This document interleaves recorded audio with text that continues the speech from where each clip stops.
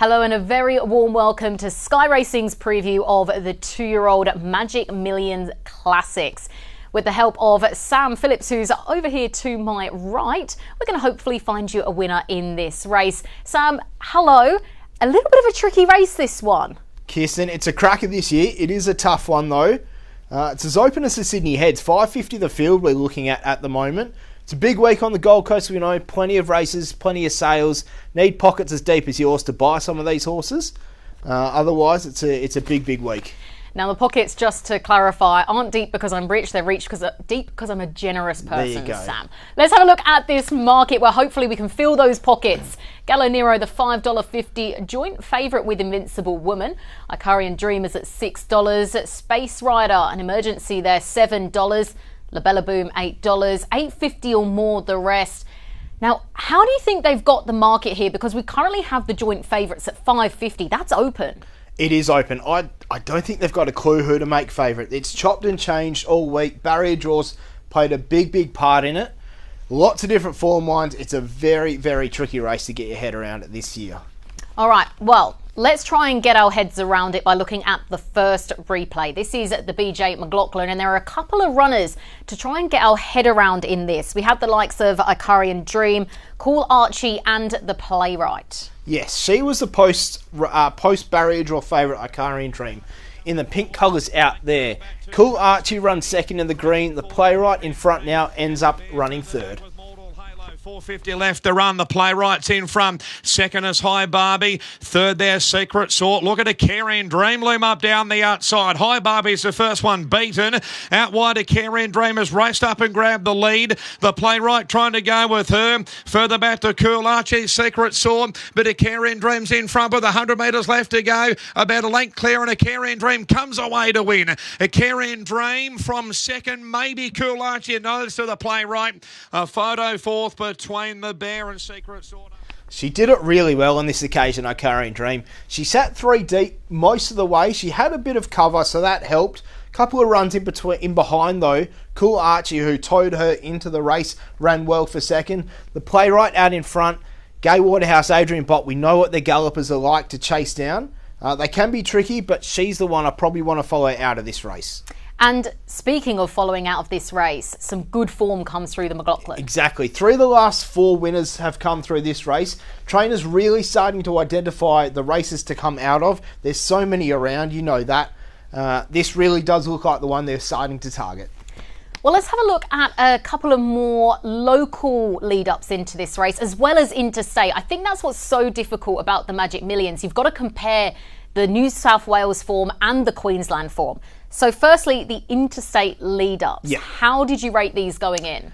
Tough to get a gauge on. Probably not as high as some years. We've got the winner here out in front. Ole Memo, probably the unlucky runner in behind here. If it gets a split, it wins. I backed it on the day. Of course, it didn't get the split when it needed to. The favourite in the race was pretty disappointing. There's always a bit of a question mark on these Interstate Magic Millions races because the good ones are already up on the Gold Coast preparing. This is your Victorian one. This is Invincible Woman. She's your equal favourite out in front. She does it really easily. The horses in behind have run again since and haven't done much. I've got to really question the form. No horses come from Victoria for winning this to then win on the Gold Coast. So it makes it a little bit tricky. She did win very well. She's got to now go the opposite way. There's a few factors here which sort of turned me off this race just a little bit. Okay, which is interesting because she did win with plenty in hand, but it's not easy to do that Interstate into Magic Millions double, is it? No, not at all. You can see here, Capitalist, about 10 years ago, was the last one to do it. Now, he went on one Golden Slipper, so he was different gravy, and no horses won the Victorian Gold Coast double before, so it's very hard to do. You need a pretty special one, I think. Okay, well, you mentioned that the good horses are already up on the Gold Coast, so let's have a look at a little bit more local action. The local lead-ups, what have you made of them? These were last weekend. These are about 5, 6, 7 years ago. These were the lead-ups you wanted to be in, and they just produced winner after winner. Now, this is your eventual winner, Quietly Arrogant, in the China Horse Club colours right down the outside. Won it well. This was at the Sunshine Coast. They had a few track difficulties with the Gold Coast, hence it got moved. Completely different track, so bit of a query on how they're going to run. This was the odds-on favourite. He was a bit average to begin with. 6-horse field, just a 5-horse field, 6-horse field. Just a few question marks again. Not really sure where we want to go with that one. And this is the fillies edition. This is La Bella Boom in the black colours. Now this filly out the front here, she went hell for leather. Just went so quick, set it up for the back markers. Still didn't fly home, so it wasn't a real race, I guess you can say. So it's hard to really get a gauge on how she's going to be if it's a different situation come Saturday. Okay, interesting stuff, because we've looked at these horses that are they're winning well, they're winning with plenty in hand, and that is really key leading into Saturday. It is key. It sounds simple, but you need to be in form coming here. You can't be wallowing out the back somewhere and pull one out of your pocket. You need to be in form. The last 15 winners have won or placed. The 16th one ran 4th. So you've got to be Johnny on the spot. You've got to be right there in form at the time. Okay, well, with all of that information, all of those replays, what have you got for us bet-wise? I'm sticking with the McLaughlin. Trainers have started to identify that's the form race to be with.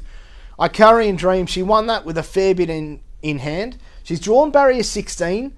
Might be a little bit sticky from out there. If Jason Gollock can find the right path, maybe 3 wide with a bit of cover, I think he's the one to beat. Cool Archie, the horse that towed him into the race, never had any cover, only just got beaten about 2 lengths. I think there's a bit of value there. Around that $23 mark, I think could be the way to go.